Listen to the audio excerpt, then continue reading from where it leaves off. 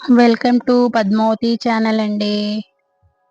అరకిలో దొండకాయ ఫ్రై చేశాను. మీరు కూడా ట్రై చేయండి. ఎలా వచ్చిందో కామెంట్ చేయండి, లైక్ చేయండి, షేర్ చేయండి, సబ్స్క్రైబ్ చేసుకోండి మన ఛానల్ని.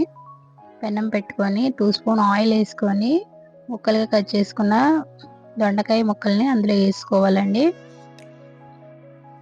దాంట్లోనే ఒక రెమ్మ కరివేపాకు, రుచికి సరిపడా సాల్ట్,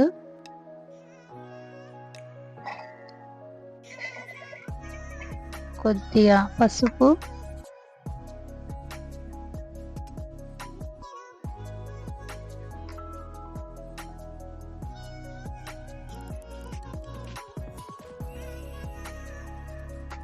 వేసుకొని కొంచెం ఫ్రై చేసుకోవాలండి. చాలా బాగుంటుంది, టేస్ట్ మాత్రం అద్రిపోతుంది. ఒక్కసారి ట్రై చేయండి.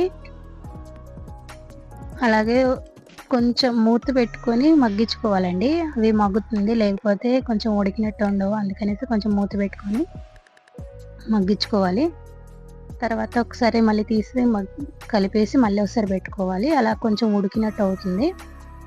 కొంచెం అది వాటర్ కంటెంట్ ఉంటుంది కాబట్టి ఇంకా తర్వాత మూత పెట్టుకోకుండా ఫ్రై చేసుకోవాలండి. కొంచెం కొంచెం వాటర్గా అనిపిస్తుంది కదా, అది కొంచెం వెళ్ళిపోయేలాగా కొంచెం ఫ్రై చేసుకోవాలి. చాలా ఈజీ అండి, చాలా ఈజీగా చెప్పాను. మీరు కూడా ట్రై చేయండి. ఆ వాటర్ కంటెంట్ అంతా వెళ్ళిపోయిన తర్వాత మనకు టేస్ట్కి తగ్గంత కారం పొడి వేసుకోవాలి. చాలా అంటే చాలా టేస్ట్గా ఉంటుందండి, ట్రై చేయండి. అది కూడా కొంచెం ఫ్రై అయ్యాక చాలా బాగుంటుంది. ట్రై చేయండి ఫ్రెండ్స్. మీకు కూడా ఎలా వచ్చిందో కామెంట్ చేయండి, లైక్ చేయండి, షేర్ చేయండి. అలా ఫ్రై అయిన తర్వాత కొంచెం సేపు ఆ కారపొడి పచ్చివాసన పోతుంది కదా, ఒక 2-3 మినిట్స్ మూత పెట్టుకొని సిమ్లో పెట్టుకోవాలండి.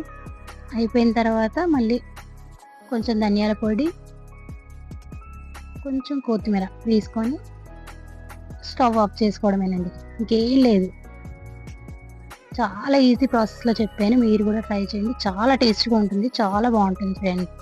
Thank you so much. మీకు కూడా ఎలాగొచ్చిందో కామెంట్ చేయండి ఫ్రెండ్స్. బాయ్.